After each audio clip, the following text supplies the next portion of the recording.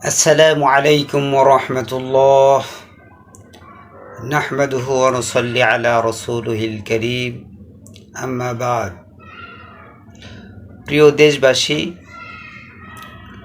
মুত্তাকিনদের পঞ্চম নম্বর পুরস্কার হলো সূরা আরাফের 96 নম্বর আয়াত। আল্লাহ পাক ইরশাদ করেন, ওয়ালাউ আন্না আহলাল কুরা আমানু ওয়াত্তাকাউ লাফাতাহনা আলাইহিম বারাকাতিম মিনাস সামাই ওয়াল আরদ। যদি কোনো গ্রামগঞ্জের মানুষ ঈমান আনে এবং তাকওয়া অবলম্বন করে, তাহলে আল্লাহ পাক তাদের জন্য বরকতের সমস্ত দরওয়াজা খুলে দেবেন।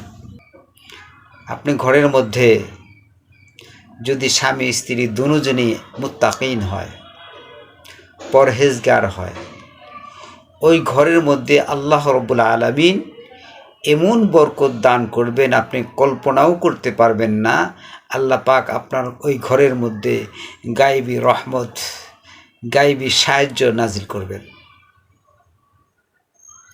একটু অবলম্বন করে দেখুন, আল্লাহ পাকের উপর একটু ভরসা করে চলতে থাকুন, আর আল্লাহ পাকের ভয়ে গুনাহ থেকে উভয়ে ফিরে থাকুন। এই আমলটা যদি আমরা কেউ করতে পারি, তাহলে অবশ্যই আল্লাহ পাক আকাশ জমিনের দরজা সব খুলে দিবেন, আল্লাহ পাক বরকত নাজিল করবেন।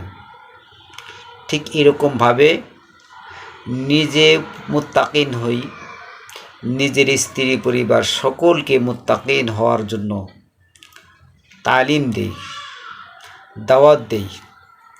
ছেলে মেয়েরাও যেন মুত্তাকিন হয়, আল্লাহওয়ালা হয়, তবেই তো আমাদের জীবন ধন্য। মৃত্যুবরণ করার সাথে সাথেই আল্লাহ রাব্বুল আলামিন অগণিত রহমত নাজিল করবেন, অসংখ্য অগণিত সওয়াবের ধারা তা চালু থাকবে। আমার আপনার কবরে আমার আপনার আমল বন্ধ হয়ে যাবে, কিন্তু কবরে নেকি যাইতেই থাকবে, এটার ধারাবাহিকতা চলতেই থাকবে। আল্লাহ পাক আমাদের সকলকেই মুত্তাকিন হওয়ার জন্য তৌফিক দান করুন, আমিন।